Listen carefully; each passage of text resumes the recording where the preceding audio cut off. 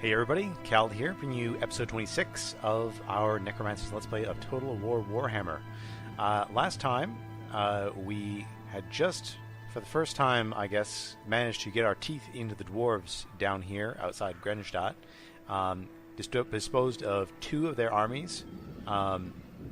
They're still quite strong down around Eckendorf, which is, all damaged and everything. They have, two strong armies down here, but two of them are taken care of. I believe they have another army that's down and around here somewhere, but hopefully we'll be able to push into them in the next few turns.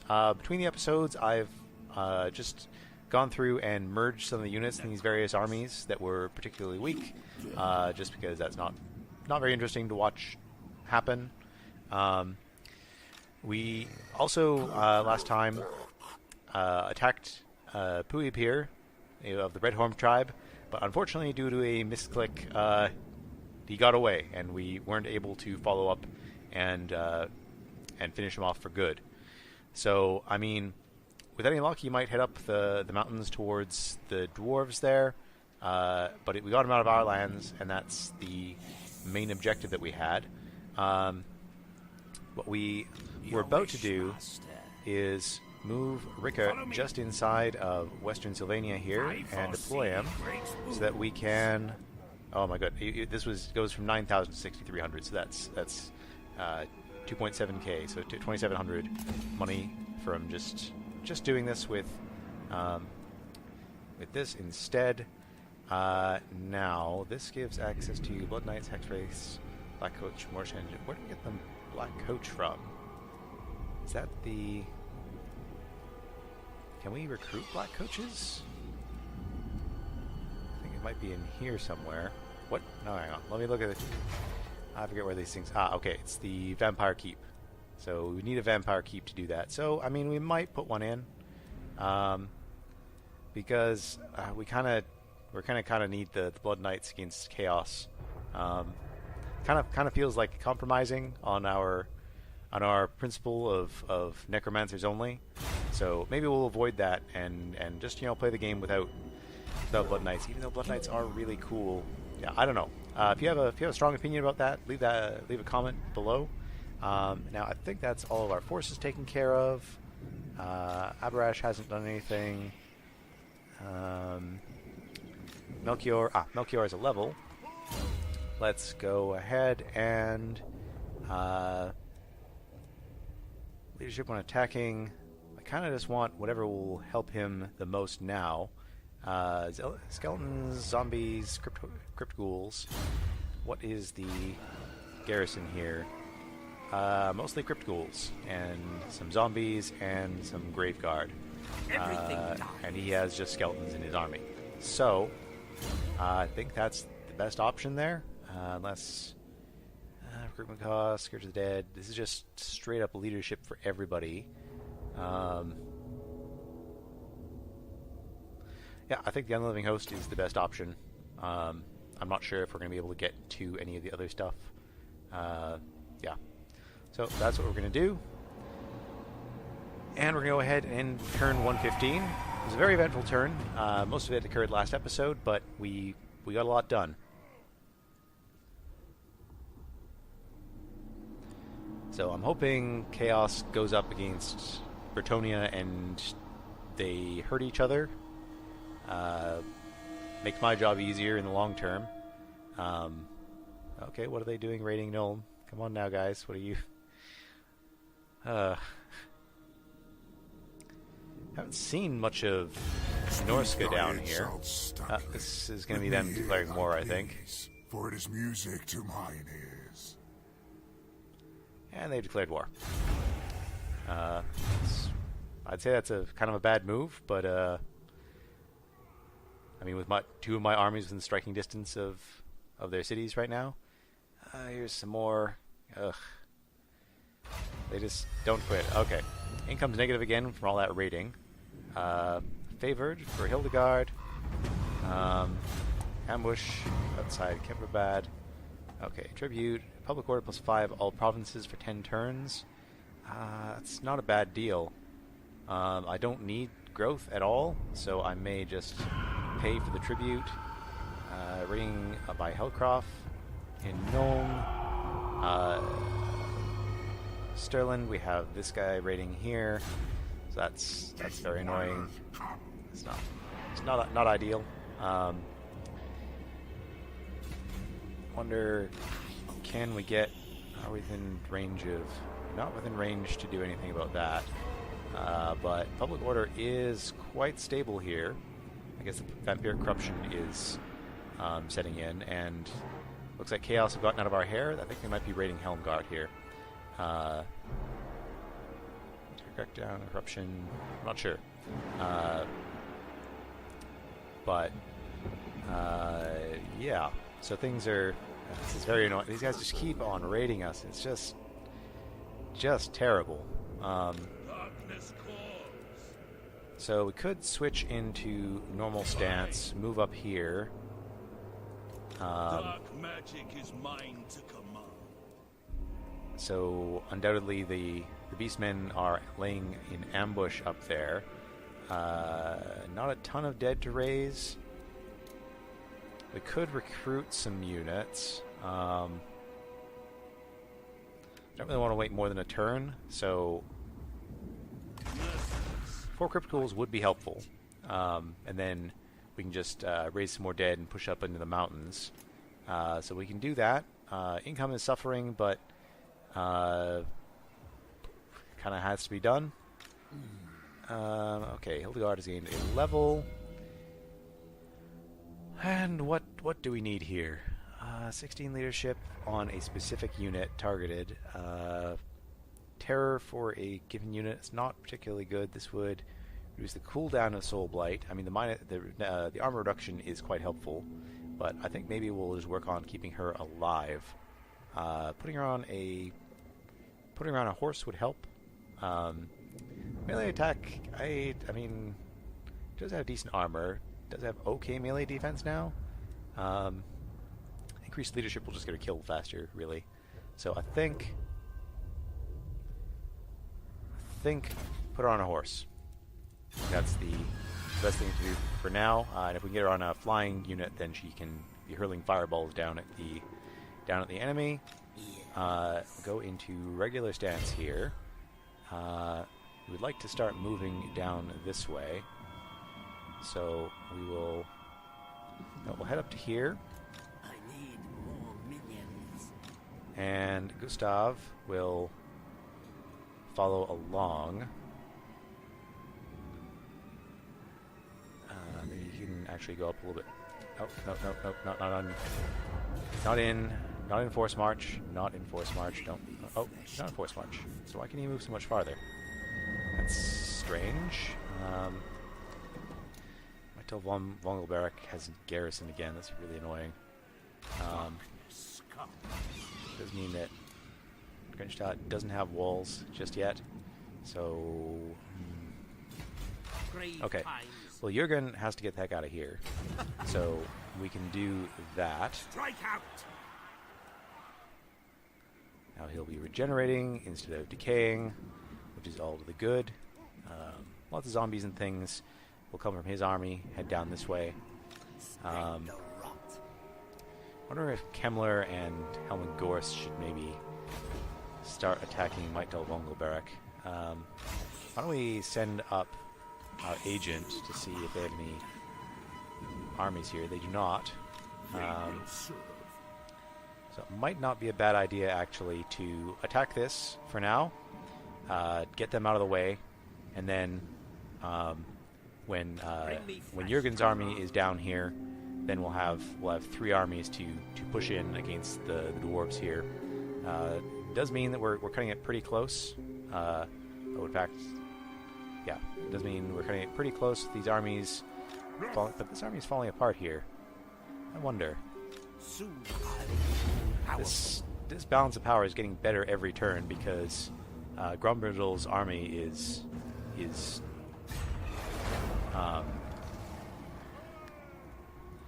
suffering from quite a bit of attrition.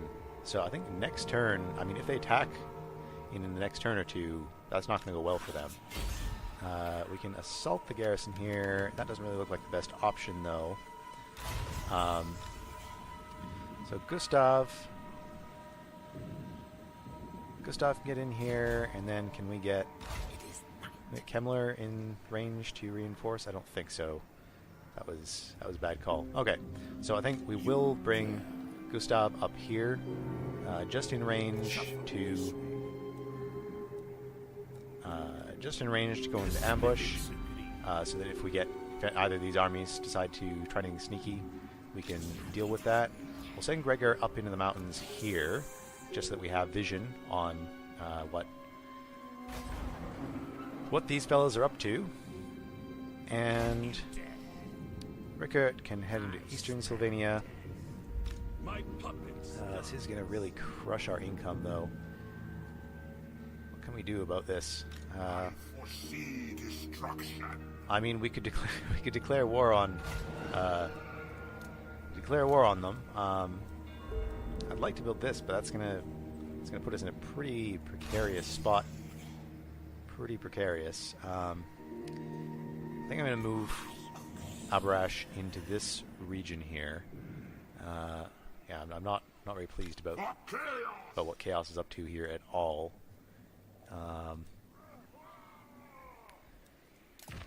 Any other Melchior here? Stuck with nothing much to do. Yeah. Okay. Well. For some reason we're up to 283. Not sure what. Not sure what exactly changed. But I'll take it. I think we'll go ahead and end the turn.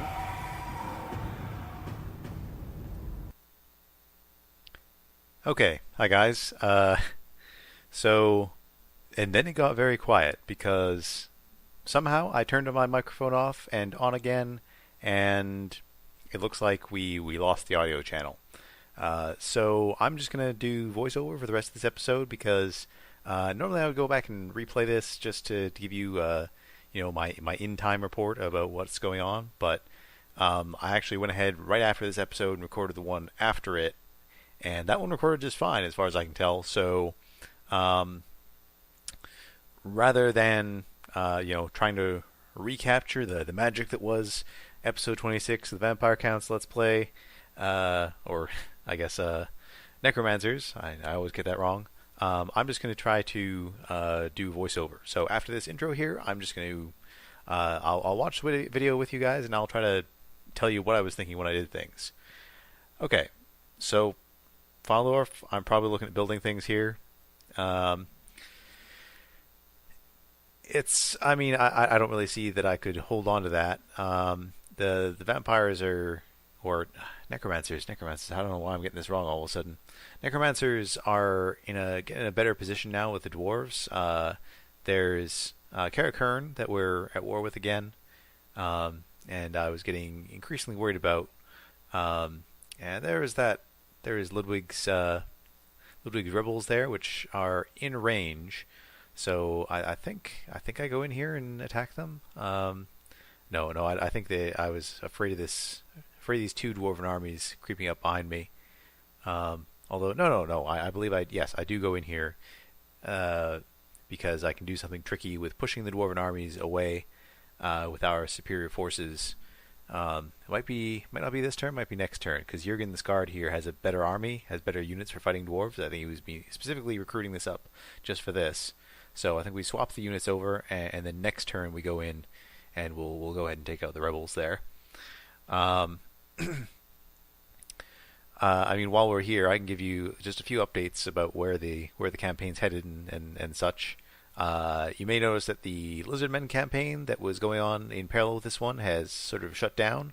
It's because I got very, very sick a couple weeks ago, and I completely used up my entire buffer of videos, and was suddenly having to play an episode, or record an episode, and transcode it and everything all in one day, and I got really behind. So, if people are really looking forward to the Lizardmen episodes, do let me know, and I can focus on them. But I figured, it's around Halloween, it's that time of year.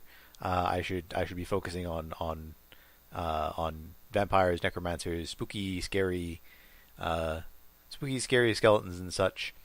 As we watch Helmengorst's army heading back up towards Grand Peak here. I'm aiming to take out Grand Peak, possibly sack it, depending on what the level of the settlement is, and then destroy it later. I'm a little bit careful here because I know that the Beastmen could be waiting in ambush anywhere, and poor Helmengorst's army is not particularly good at fighting Beastmen. So now I think my armies have been swapped around here, and I'm just looking at raising some debt. It's always a good idea if you're playing the vampire counts to look at the engagement you're headed into and raise the dead you need to help out here. So I'm grabbing some spearmen. I guess for some anti-large support, although I didn't see any large units in that army there, and then just a bunch of skeletons because I think we are now, or we will soon have the some technology with skeletons. I can't remember what it was exactly, but yeah, I'm not really sure why I wanted that one spearman there. But this is not a terribly interesting looking fight. It's all just a bunch of bats, but I think we fight it anyway because the auto resolve is just on that side, and we haven't had a lot of fights this episode so far, so we might as well get one or two in. Even though our units are much better than theirs, I guess those chevrons seem to have given the vampire count rebels an advantage that I don't think they necessarily deserve. But yeah, because they're just going to come in with a huge swarm of bats and skeletons, and our skeletons are better. They will, as the AI often does, get to start on the hill. But I mean, they're vampire counts, so we can take our time walking up there. They don't have any ranged units. I think I'm a little bit concerned here about going in against that many bats, that they could easily take care of my much smaller, much weaker air force, and then cause a lot of havoc. Tear up my front lines and get things out of position. But as usual, we like to keep our shielded units blocked up together. Although, now that I'm looking back at it, the Necromancers, the vampire counts, don't have any ranged units, so that doesn't really matter. It doesn't really matter if they have shields or not. It's a nice idea to sort of group up your armor-piercing units and put them in where they're needed. But in this case, it really doesn't have any effect. The enemy is mostly low armor, no armor, so it's all kind of the same. And I'm definitely overthinking this in the moment here. The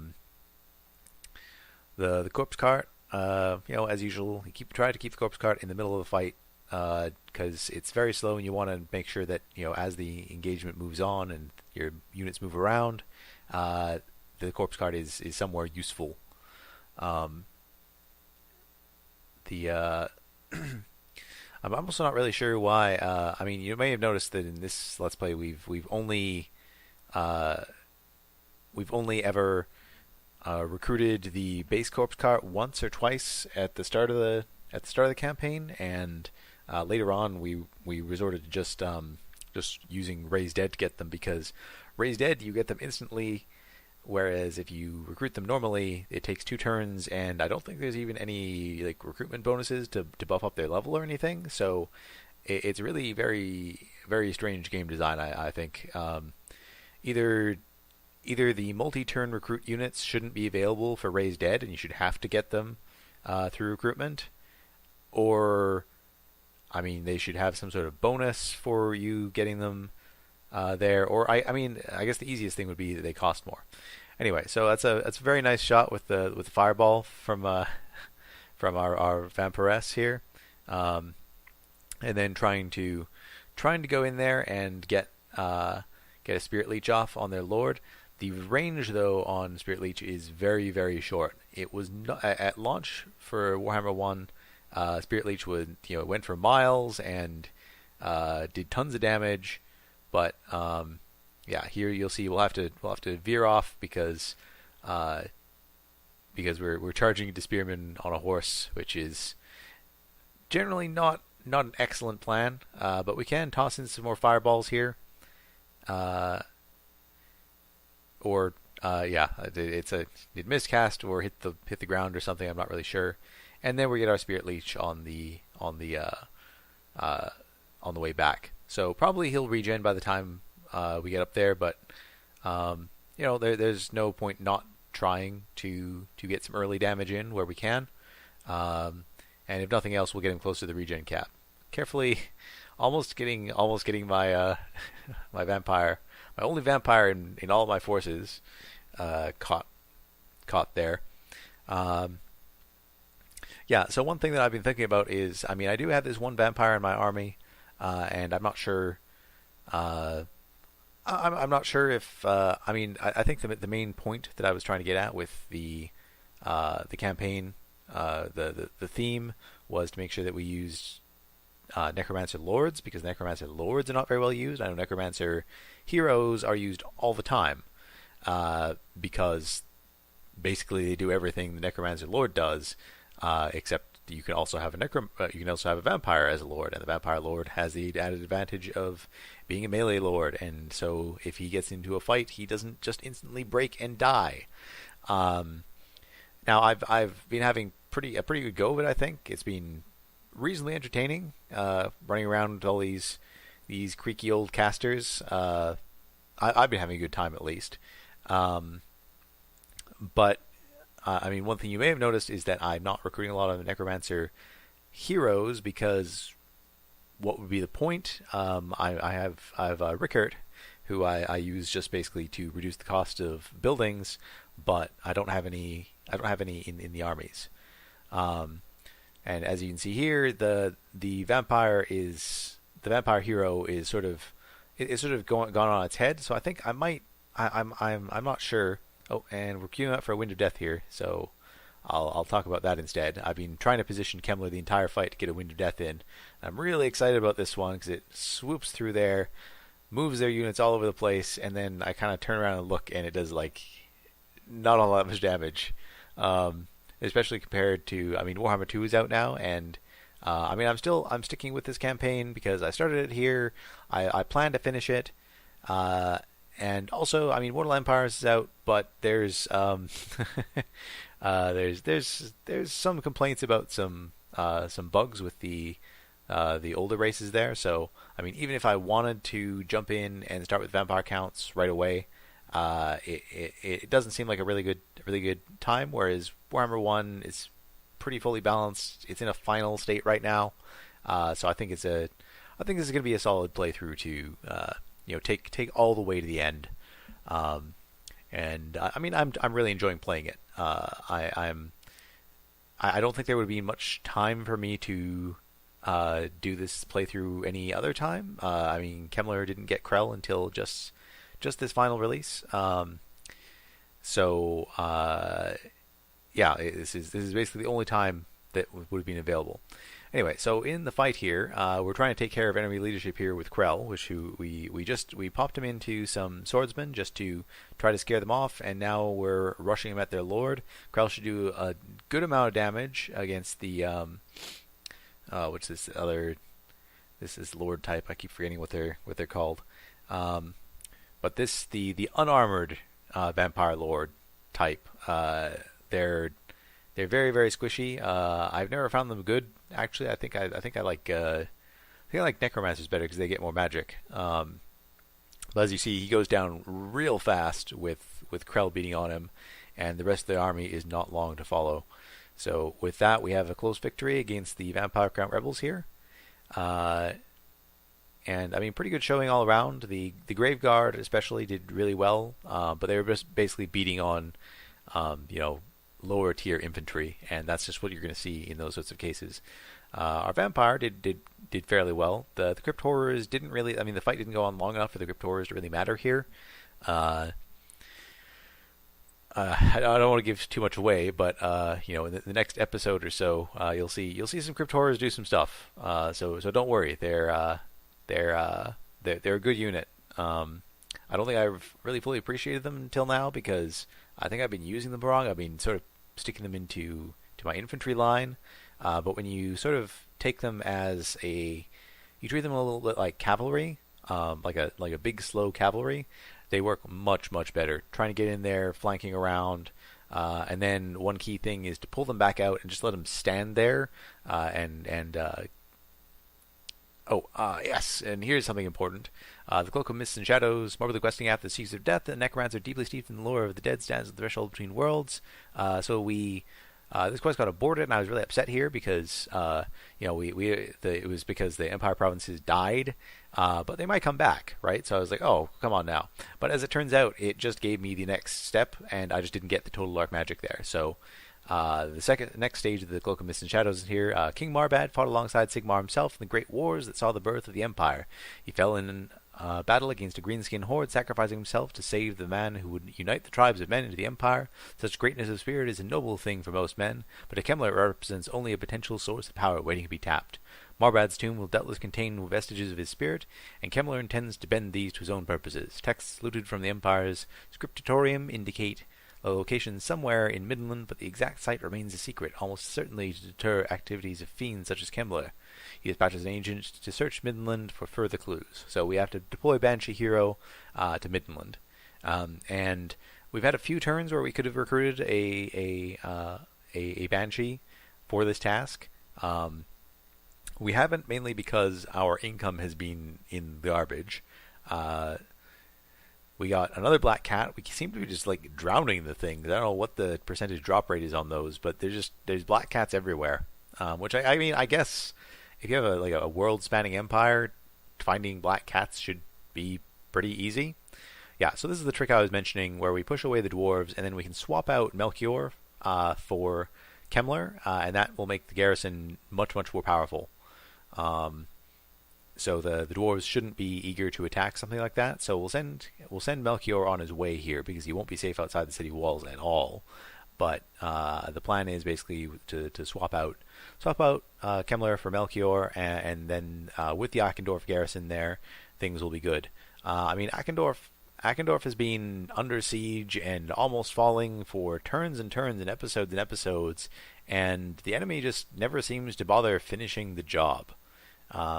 So we have very minor repairs to do here, not like whatever the heck it was that nuke the dwarves set off in the capital a few turns back. That was horrific. So just minimal damage, battle damage to Eichendorf, and that's because I'm not sure if you guys are as bad at this game as I am, but the cause of that damage is basically if you have a rebellion army in your province already, and then a public order drops below -100 again, then your buildings start getting damaged. So it's not a huge amount, but we're just gonna merge some of Kemmler's units here, and then swap them out for the fresh full stacks from Melchior, and then I think we either disband Melchior completely, or we just send him up north to go get more stuff. I think we just disband this whole army because he doesn't have anything to do right now. Whereas Kemmler's getting stuff done. We have a skill point here that I'm eager to see. I can't rightly remember. But there's lots of dead to be raised. It is sort of I'm not sure. I didn't really plan this, but there seem to be battle sites sort of scattered all over my empire. There's down here in Eichendorf, there's a good battle of just over 3k. Up in the north, it's basically every region. You can see as I scroll up there, those little red marks in the top left of the screen. Those are indications of where battle sites are, and they're pretty evenly spread out. And I did not plan it that way. It just happened. It's really convenient. I haven't had to build any recruitment locations, as we give Heinrich Kemmler the Unliving Host skill here. Just planning to go down there, buff up his mainline skeleton zombie type units. We've done a bunch of skeleton buffing, and I think spooky skeletons are the bread and butter for for a necromancer. We could go down the zombie path, but zombies are they're garbage, and they're known to be garbage. The only reason to get them is because they're cheap, and skeletons are also pretty cheap, and I think we're putting points now into stuff to make them even cheaper. So so I think we're swapping around Jurgen and Gustav's armies. The point, I think the aim here is to give Gustav a real dwarf killing army supreme, and then send Jurgen back to recruit another proper armory for us to fight with. So we're gonna give the Mortis Engine and the Hex Wraiths to Gustav, along with all the Graveguard with great weapons. I think we're going to send Rambert down as well to give him a hero, and then all the Crypt Horrors. And then we have to find stuff to trade back up, which will be the Skeleton Warriors, and I think the Stearnsmen, because the Stearnsmen I think we're just going to boot out of the army because we don't really need them right now. We have enough Graveguard sitting around to do the task. In fact, we have a huge number of Graveguard with great weapons. It's kind of bananas. Not sure what's making me. Yeah, so send back the shielded units. Essentially is the plan here, and upgrade to a Mortis Engine. So we have a Mortis Engine with Gustav. Mortis Engine, of course, does trickle damage to its surroundings. We have a huge contingent of Graveguard with the great weapons, and we have some flyers. We have we have Hex Wraiths, who are some sort of cavalry, a fast unit, and we have the Vargas, who are flyers, and we have the so yeah, as I said, I think we're just gonna boot Melchior's army here. I think because he's not doing anything. We can recruit him again in a few turns if we need him, when we need him. But there's no reason for us to be paying extra money for someone who does no things. We're going to send Gregor back down this way. It's been a little bit of misuse of Gregor here because Gregor is mainly spec'd as a combat guy, I think. Then we have, Ungrel Stoneheart here, who's been a thorn on our side for a long time, running around raiding our lands. We like to take care of him, but he just keeps wandering away, being where we are not. That's what they kind of want to do as the Beastmen. Almost all of our settlements have walls in them, so it's not like there's any kind of danger that they're going to swoop in and attack, except for Feldorf, which we already have Karak Hearn beating the crap out of us there, so not really particularly concerned about that. Rickert, I guess I'm looking for things I want to build, but I don't have any money, so the point is sort of moot. I'd like to upgrade stuff. I like to get buildings going, necromancer libraries and such to get us more money, but it's not really an important thing. But we're going to go look and see if we can get a Banshee here. Magdalene Richterlos. I think I'm mentioning that we have Gregor Richterlos, and I think Gustav's original name was Richterlos as well. I'd have to go back in the episodes and check here. But we have the Crone, which we're going to get use out of here. 12% Banshee recruit cost. How many Banshees do you even recruit here? So they brought it down from 1400 to 1200, and that's probably the only use we're ever going to get in the whole campaign out of it. I think we might recruit like one more Banshee, but she's just going to wander on up to Middenheim. We're going to send her up through the Blue Tree because at least for the next 5-10 turns, she's going to be far away from any of our armies. There's no reason for us to go up there. So, I'm looking at the Inspector ability here, which is 15% income, and musing on the idea of just recruiting a Banshee to just sit around in Eastern Sylvania and buff up our income because it would be actually feasible. It'd be a good way. It would make money, and it would make Sylvania more defensible. But Magdalene is going to be an assassin. So yeah, I'm just commenting that Gustav is now Gustav Dowibane. I can't remember what his last name was originally. But we have Gregor Richterlos, and it'd be fun to sort of role play maybe their husband and wife, and Gustav raised them together, and they'll be in his army. Well, we'll see. where that sort of thing leads. But it's sort of fun when you get sort of matching units like that. Matching, when I say their names match, but the unit types don't match. It's less fun when you when there's only, I think, 2 different necromancer models to choose from. So we end up with a whole bunch of cloned necromancers wandering around the map. Jurgen, though, we're going to boot out these zombies. They're not particularly expensive, but they do cost something, and there's no reason for us to pay for them.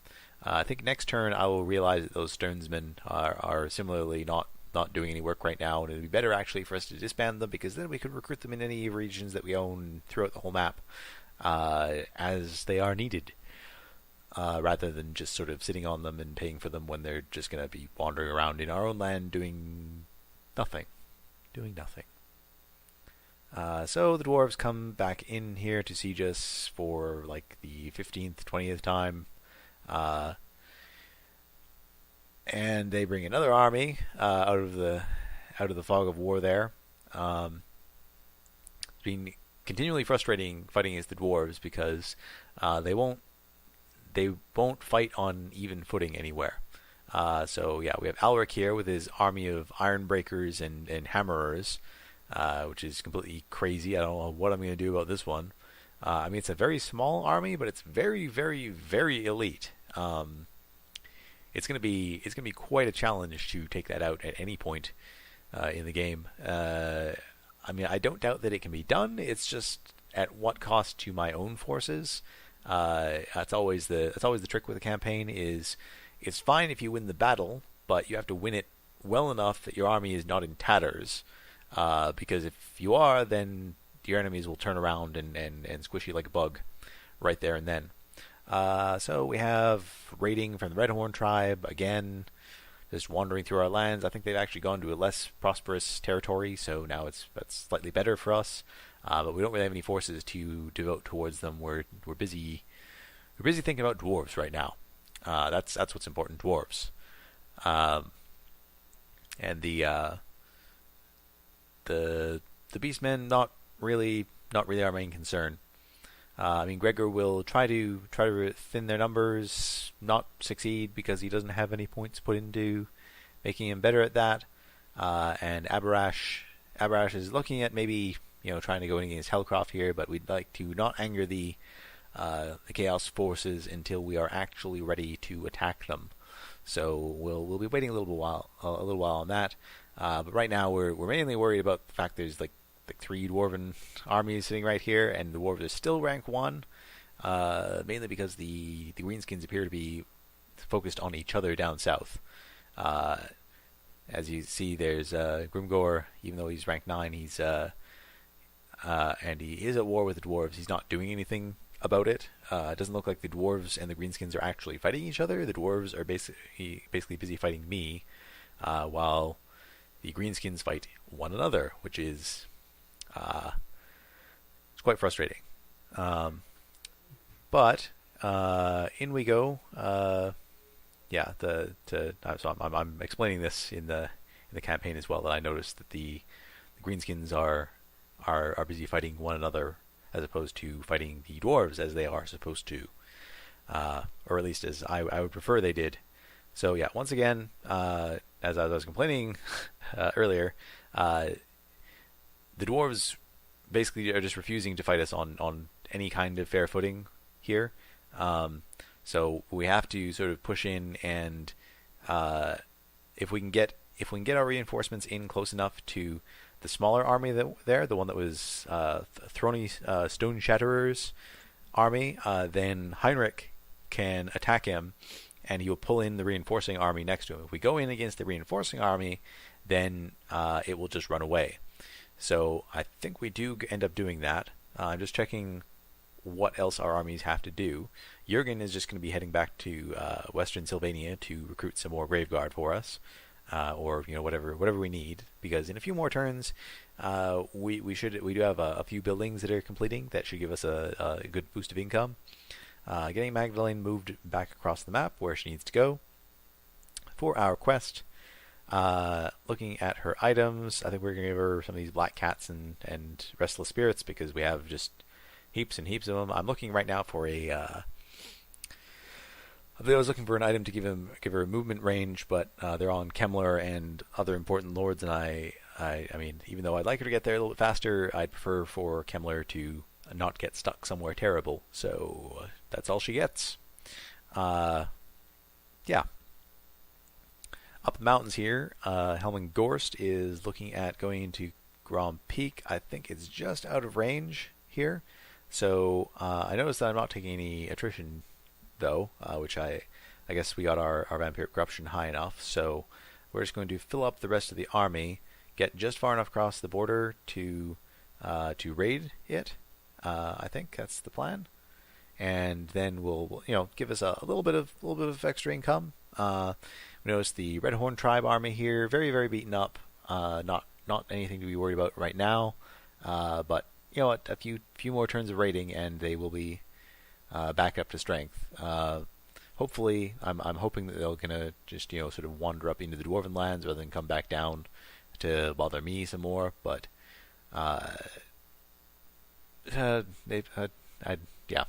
it's the Red Horn have been really irritating. But yeah, so we can get Gustav in range, it looks like, to the smaller army, just barely on the side there, all the way down there. And then with him positioned there, Kemmler will be able to swoop in on that smaller army, pull in the bigger one, and we'll be able to get a nice easy battle against the dwarves, and we'll be able to hopefully get a we've gotten the drop on Grombrindle here. His army's taken a few turns of attrition. Normally it would have fled from us, but it does not have the opportunity to do that now because they're being pulled in as reinforcements to an army that has already fled. I think he will have the opportunity to flee again if we win this, but we should be able to hit him pretty hard here.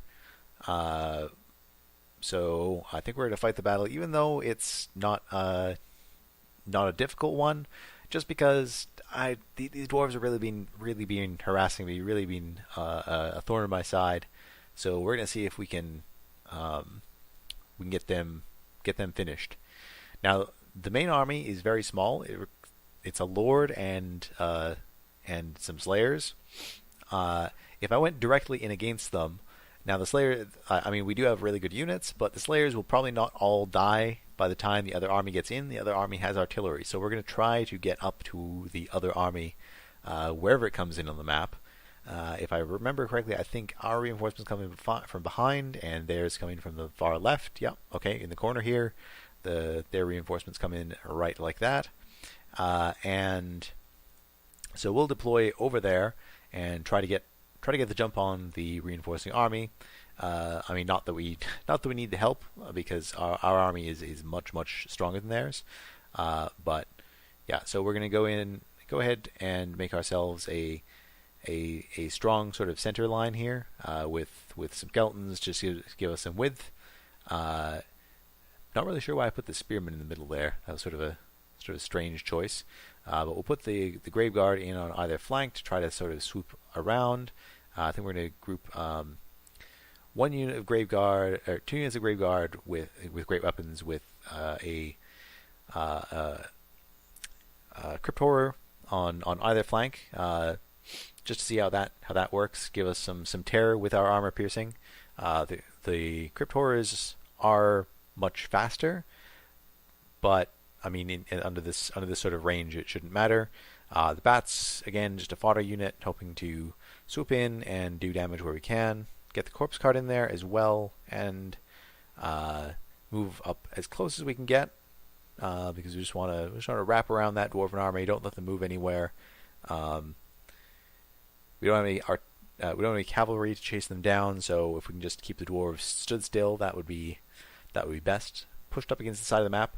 Not sure if I'm mentioning it here in the video, but I'll mention it now. It's generally a really good idea when you're up against, or when you're playing as the vampires and necromancers, keep saying that, to fight up against the side of the battlefield. It's not as advantageous for other races because your routing units will will run off the side of the map. But of course, the vampires, every single unit is unbreakable. They're undead, so it's not quite as good as just normal unbreakable, because they will crumble if their leadership is low. But essentially, your units will not run off the side of the map, and their units will.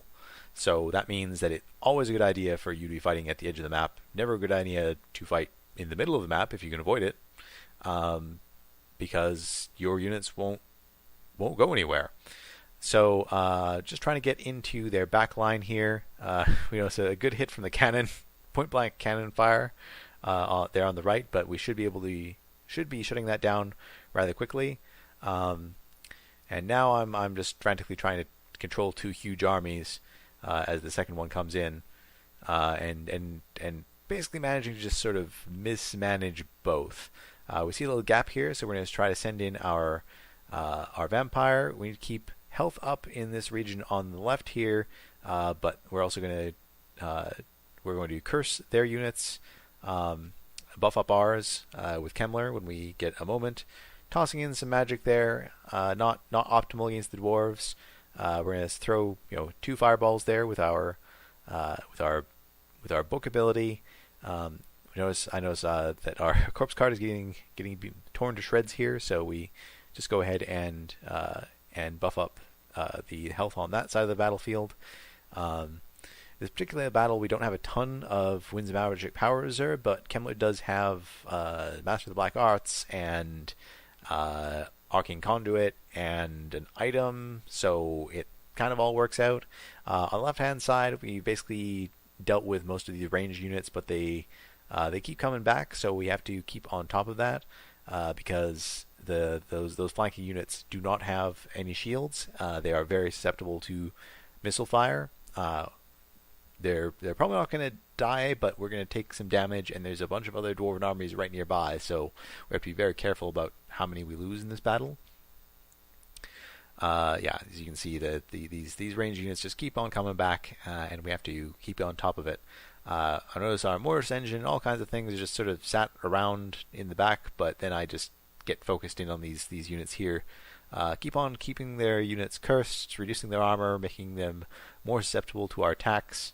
And then I noticed some of their ranged units are sort of creeping through, and we're sort of mainly clumped up on the right, and they're on the left. You may have noticed at the start when they sort of came in sort of to the left of where the reinforcement marker indicated they would come into, and I didn't really adapt to that. At the time, I sort of noticed. I'm not sure I said anything about it, but we've got our Hex Wraiths in now, so they're nice and fast, and they'll be able to quickly get into some of these ranged units, stop them from firing in, shut them down where we can. Just kind of bounce around. They don't have any shields, but they are ethereal, so they do get an 80% damage reduction. And now we're just sort of essentially doing mop-up duty here. Drop in Krell mainly because it's fun, and then just try to keep the army's health up, because as I said, we don't want to lose units if we can avoid it. So here come our Vargeists, so we can now get some flying units into things. You can see on the far left there, those Graveguard, the Great Weapons, have not been faring well against those Quarrelers, and now I notice that I've just completely forgotten to give any kind of a march order to the incoming army for this entire fight. Bad on me for forgetting about that. We have our what is that? Is that Gustav? I think that's Gustav, who came in on a horse and then just completely I forgot him, and he was fighting Slayers by himself. So got him out of there just in time, though. Run off to the right to heal things up. I notice the Slayers are now heading towards my Vargeist, and I go, oh god, Vargeist, get out of there. While the Hex Wraiths go in against their Master Engineer. Their Lord is finally getting involved here, but it's much too little, much too late, and we're going to win this with zombies and just overwhelming numbers. There's just this group of Slayers that we have to take care of now, and so we'll be collapsing on him, and I think their Lord is so their entire army is fleeing, so we're just going to send zombies and high unit count, low tier units in to fight these slayers from all over the map, and Kemmler is just going to work on keeping the overall army health high, so that if we get attacked next turn, then we're not in a bad place. We can also send Krell in against the Slayers. We've already basically won this battle, and Krell is expendable. He I just resummon him every turn. So sort of an interesting dynamic with Krell, where you don't really care if he gets killed, because he just comes right back. It's going to take a while here to actually kill these Slayers. The Graveguard, the Great Weapons, taking quite a lot of damage here as well. So we need to sort of clump up our units here and try to get some more health into them.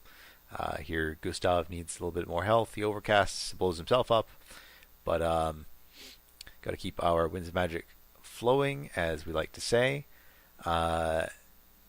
Those abilities really do help a lot. Getting our corpse card in there to just sort of help buff up our health as well. So overall, pretty solid win. Not terribly difficult fight, but we got the job done. Some mistakes were made. I tend to get a little bit panicky when there's a lot of units on the field, and I need to. There's just one Slayer left here, I think. Yeah, a very noble, very dedicated Slayer. But that's won us the battle, and we have a decisive victory. But as I was saying, yeah, I tend to get a little bit frazzled when there's too many units on the field, and forget about doing simple things like just select all and just right click on something just to make sure they do something. Standing around in the background, enjoying the scenery is not helpful to the battle. Doesn't win fights. Doesn't win fights decisively. So yeah, overall we took a little bit more damage than I would have liked for the Graveguard with Great Weapons there. I don't really care about the bats or the spearmen that we lost, and I think that we lost one unit of skeleton swordsmen there as well, but overall not a big deal. We're mostly okay with that sort of thing. Where the vampire counts, necromancers, whatever, losses are expected. We can just bring them back later anyway. So the distinction between life and death is very very vague at this point. You're a necromancer, you're semi undead yourself. Okay, so we have Enlag Drac Slayer here. We cannot get our reinforcing army in, but we can get Kemmler into them to just finish them off for good. We're not going to fight this battle, I don't think, because we already won basically. And their unit composition is not something threatening at all. They did kind of a lot more damage to our army than I expected.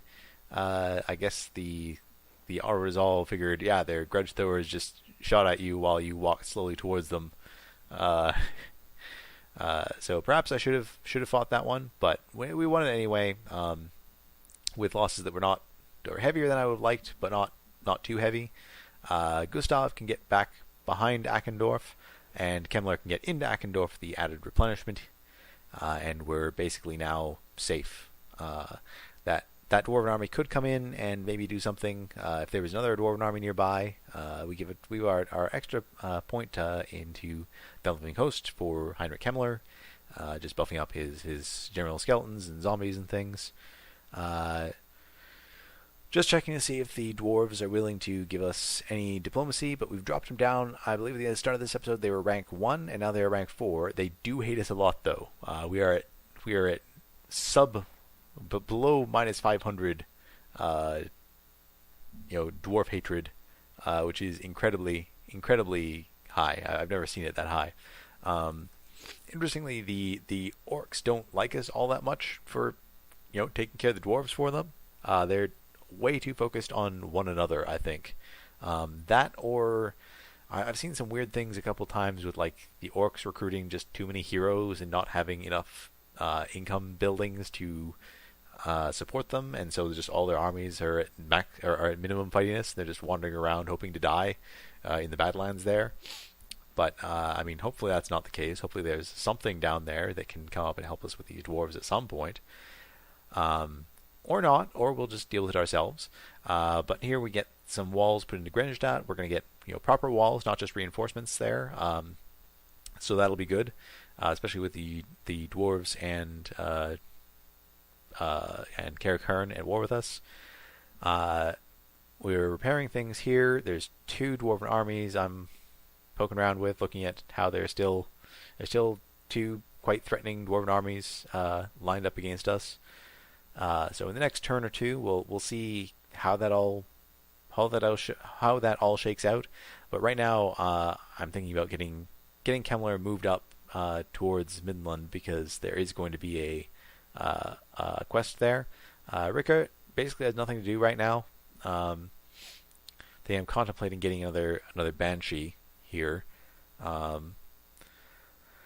But overall, I mean, there's just we've done well here. Checking on our units. Abarash is just hanging out in Wissenland, trying to keep the place from falling apart from the chaos army that's just sort of parked in their front yard.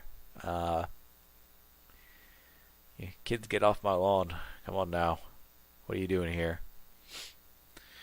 But yeah, checking out our provinces.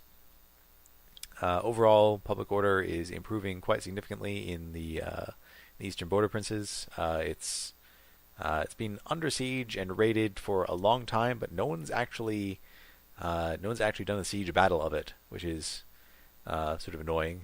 I don't know what the AI is waiting for. I think they want like complete towers. Like every unit in their entire army wants to have a tower. Wissenland has a damaged building, but that doesn't matter. Carrick Hearn are just going to come and raise it next turn anyway. So I'm not gonna pay money just for them to take it away again. The dwarves come up to try to do something here. Probably not effective. Chaos seems to be doing something. They're moving quite heavily against Bretonnia, which Bretonnia has been squatting. Feldorf is being attacked by this very elite, very small dwarven army again. Alric Renolfsson. That sounds more Norskin than dwarven, but whatever. I'm not the expert here. Yeah, but I was sort of a little bit annoyed that that Chaos or that the Bretonnians rather were sitting on half of Reichland, but they are soon to be sitting on none of it. So the Crooked Moon have been destroyed, which is unfortunate because they kind of liked me. Maybe there was a chance of a romance there. We'll never know now, though. I've gotten the Defiler of Ancient Barrows, which reduces the upkeep for the Skeleton Warriors, and I think that jumped up my income by like 1,000 a turn or something, because I've got quite a few skeletons around. If you may have noticed, there's another set of Bray Herds coming on up. I'm offered a migration. I'm not going to take it, I don't think. I'm not planning on doing a recruitment, and the decreased public order is not something I need right now. Public order is already low enough. Well, apart from the eastern border princes who have huge armies sat in their land, so they love us. But Gustav, I think, is going to be sitting around here, just watching the dwarves, seeing what they're up to, keeping them at bay. While I think Kemmler is going to be heading up back north this turn here, unless my memory's fuzzy. Is that incorrect? Is that correct?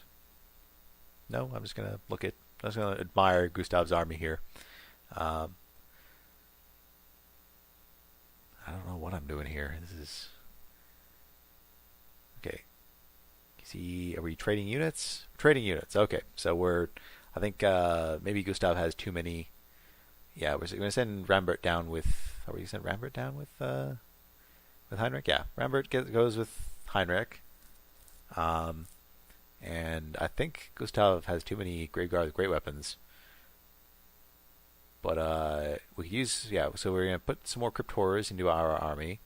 I don't think, do we give okay, so we switch we switch the corpse cart for the mortis engine, and we give the hex wraiths to Kemmler because we lost those hex wraiths sadly in that tragic battle in I think episode 2 where we were getting stomped on by Tempelhof. And we also give our flying units to Heinrich Kemmler, which I'm now later realizing that was probably not the best idea because there's a bunch of dwarves here, and you need some kind of flying units to get into the artillery and shut them down, because otherwise, because we don't have any cavalry, and we don't have any flyers in that army anymore, so not probably the best bet what I just did there, but it's something I did, and we're gonna see what happens from that. Yeah, it's kind of a cool army. I do like the fact that the Königstein Stalkers there. I put them in at turn, I want to say like 10, and they've been stuck in there having a blast for the whole game. It's kind of neat.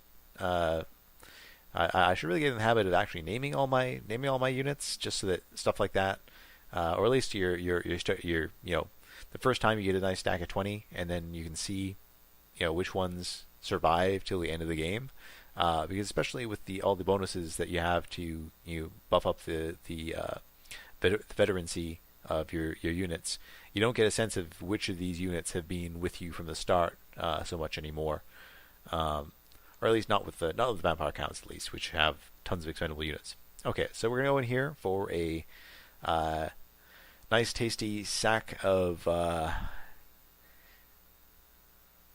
what is this place? Completely forgotten the name. Up here in the mountains, getting some money from the dwarves. Yes, Grom Peak. So that's almost 6k money from there, and an earthing rod, which is kind of cool, but generally not too useful for the vampire counts because we don't have anything particularly awesome to overcast. So Almagors is going to force march back to the edge of the territory so that we don't take any more attrition, and then next turn we should be in range to go back in and raise the place, because we just want it to be gone. We want these dwarves to stop bothering us, because they've been a pest for a long time. What am I talking about here in Grenstadt? Oh yes, and we're going to get Jürgen moved back into Western Sylvania, looking at what there is to recruit here. Probably looking at some more cavalry again, which we've sort of run short on cav in the past little while, but I don't know. What decisions do I have to make here? Look, what am I doing in this game here?